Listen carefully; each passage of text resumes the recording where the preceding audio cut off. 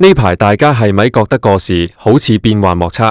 明明尋日仲睇緊金價衝破歷史新高，諗住執反劑，點知今日一覺醒嚟，個價就跌到你唔信。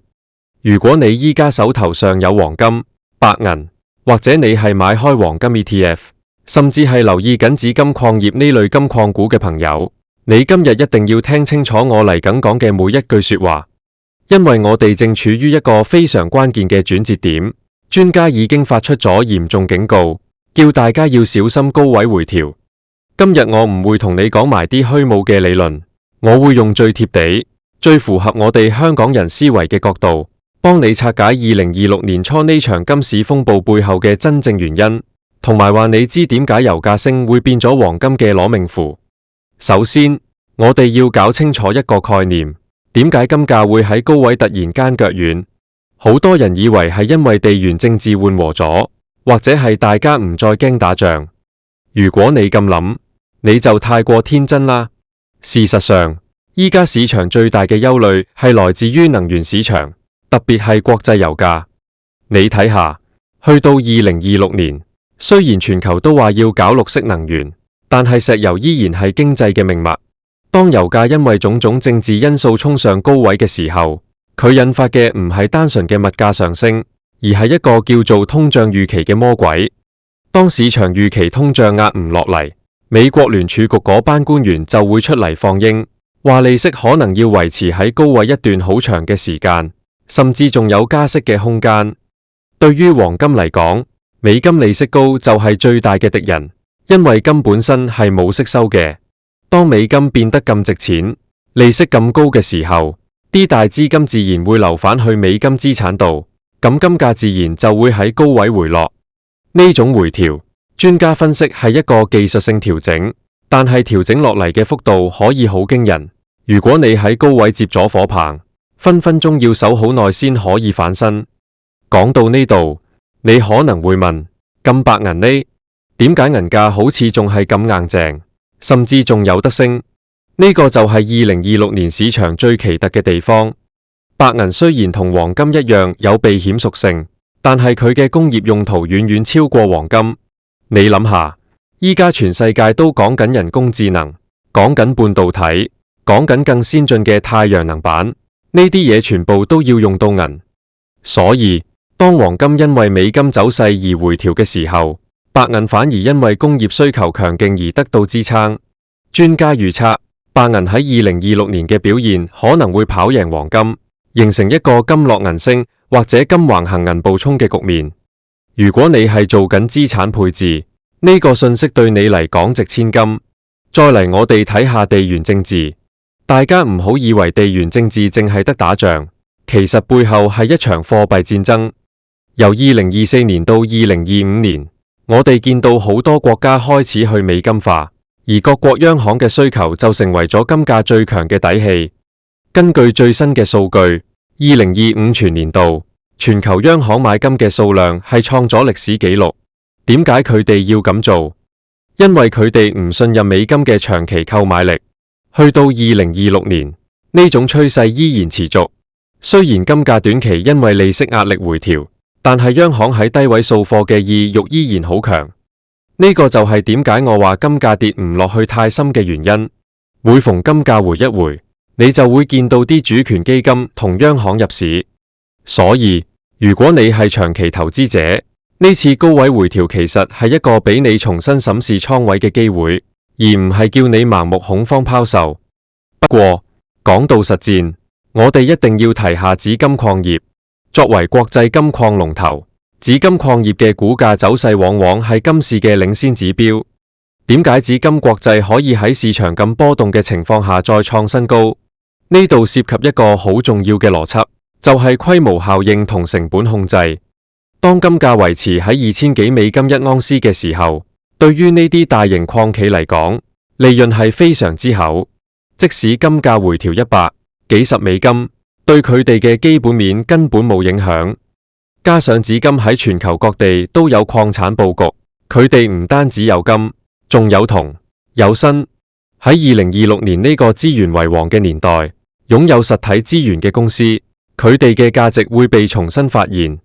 所以，好多聰明錢唔係直接買實金，而係買呢啲有生產能力嘅礦業股，或者係黃金 ETF。講到黃金 ETF，呢樣嘢真係令到好多香港投資者又愛又恨。ETF 嘅好處係流動性高，你想買就買，想賣就賣。但係你要記住，ETF 係指黃金嘅一種，佢反映嘅係市場情緒。當市場一驚嘅時候，ETF 嘅沽壓會比實金大好多。專家分析話，依家好多散戶喺高位湧入 ETF， 呢個往往係一個危險信號。喺投資心理學入面，當最後一個樂觀嘅人都入咗市，個市就冇人再可以推高啦。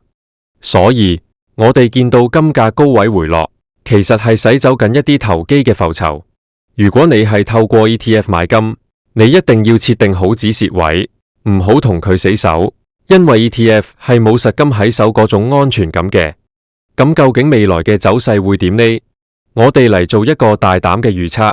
2026年嘅上半年，金價好大機會喺高位做一個大嘅箱型橫行，支撐位大約會喺$2300附近，而阻力位就依然係之前個高位。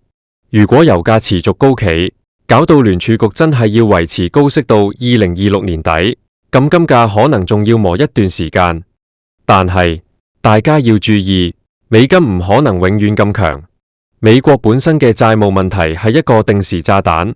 當美債嘅利息支出大到連美國政府都頂唔順嘅時候，美金就會貶值，到時黃金就會迎來真正嘅爆發。所以依家嘅回調係俾大家做功課嘅時間。喺呢個過程入面，大家一定要留意美金匯率嘅變動。好多人睇金價淨係睇美金價，但係我哋香港人要睇埋港幣對其他貨幣嘅走勢。如果美金走強，港幣雖然跟住強，但係你買入黃金嘅成本其實係平咗。如果你係諗住用嚟保值，分批入市係最理性嘅做法。專家成日講小心高位回調，其實係想提醒大家唔好有 FOMO 心理，即係驚錯失機會而盲目追高。你諗下，金價由2020年到2026年已經升咗幾多？中間經歷過幾多次回調？每一次回調之後，佢係咪都係創更高嘅新高？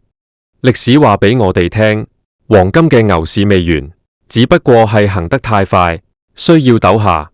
我仲想同大家分享一個觀點，就係關於地緣政治嘅常態化。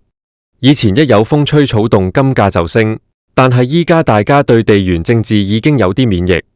2026年嘅投資者變得更加理性，佢哋會睇數據、睇央行動作、睇實體需求。所以單靠一個消息就想推高金價已經越來越難。呢個亦都係點解金價會出現高位回落嘅原因之一，因為市場已經消化咗大部分嘅壞消息，依家唯一未完全消化嘅就係油價升引發嘅連鎖反應，包括運輸成本增加、全球供應鏈再次受壓等等。呢啲問題如果處理唔好，會變成經濟衰退嘅誘因。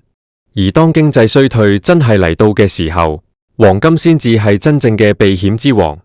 所以總結嚟講，對於今日嘅金市，我有幾點建議俾大家。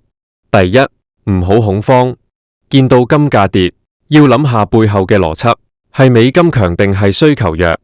明顯依家係美金短期強勢壓制咗金價。第二，分清楚你買金嘅目的。如果你係為咗短炒，咁依家高位回調你一定要走位，唔好同個市鬥氣。如果你係為咗長線保值，甚至係當做遺產或者應急錢，咁回調反而係你慢慢增加倉位嘅好時機。第三，多啲留意相關品種，好似白銀同金礦股，佢哋有時會俾到你更清晰嘅市場信號。2026年將會係一個極之考驗投資者心態嘅年份。市場憂慮油價、憂慮通脹、憂慮利息，但係正正係因為有呢啲憂慮，黃金嘅價值先至會體現出嚟。專家嘅分析雖然叫大家小心，但其實亦都係一種負責任嘅表現，因為高位追貨風險真係好大。我哋要做一個聰明嘅投資者，喺人哋瘋狂嘅時候保持冷靜，喺人哋驚慌嘅時候揾到機會。金價回落唔係世界末日，而係一場新遊戲嘅開始。嚟緊呢幾個月，我會繼續幫大家盯實個市，特別係聯儲局嘅每一份聲明、每一份通脹數據，同埋中東嗰邊嘅油管動靜，因為呢啲全部都係錢，全部都係影響你錢包嘅關鍵因素。如果你覺得呢啲分析對你有幫助，記得要保持理性，唔好俾市場嘅噪音影響你嘅獨立判斷。記住，投資係一場馬拉松，唔係100米衝刺。2026年嘅黃金市場仲有好多好戲喺後頭，我哋一齊拭目以待。最後想同大家講多一句，雖然金價短期有回調壓力，但係睇返過去幾十年嘅歷史，黃金從來冇令長期持有者失望過。依家嘅回調可能只係為咗未來衝向$3000甚至更高位而做嘅準備。你準備好未？如果你對黃金走勢仲有啲乜嘢疑問，或者你想知多啲關於某隻金礦股嘅分析，我隨時都可以幫你深挖落去。你想唔想我幫你詳細分析下？如果美金真係喺2026年底開始大幅貶值，我哋應該點樣重新調整我哋嘅投資組合？